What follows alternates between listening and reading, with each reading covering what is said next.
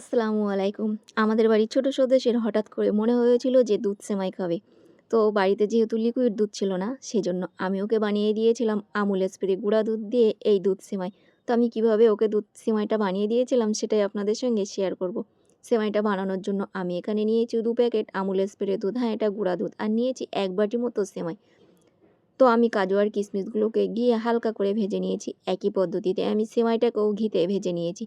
আর ওই গুঁড়া দুধটাকে জাল করে একদম অল্প করে নিয়েছি। এরপর চিনি দিয়ে ভালোভাবে ফুটিয়ে নিয়েছি আর দিয়েছি ২টো ছোট এলাচ।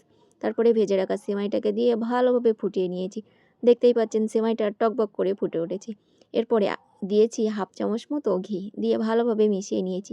এরপর আগে থেকে ভেজে রাখা কাজু আর কিশমিশটা দিয়ে দিয়েছি। দেখুন এই হচ্ছে আমার সেমাইয়ের ফাইনাল লুক। তো এটা যেহেতু বাড়ির ছোট সদস্যের জন্য বানানো, ও কাজু কিশমিশ তেমন একটা পছন্দ করে না। আর ওর জন্য স্পেশালি রান্নাটা, সেজন্য ওর পছন্দ মতোই অল্প করে কাজু কিশমিশ দিয়ে রান্না করা।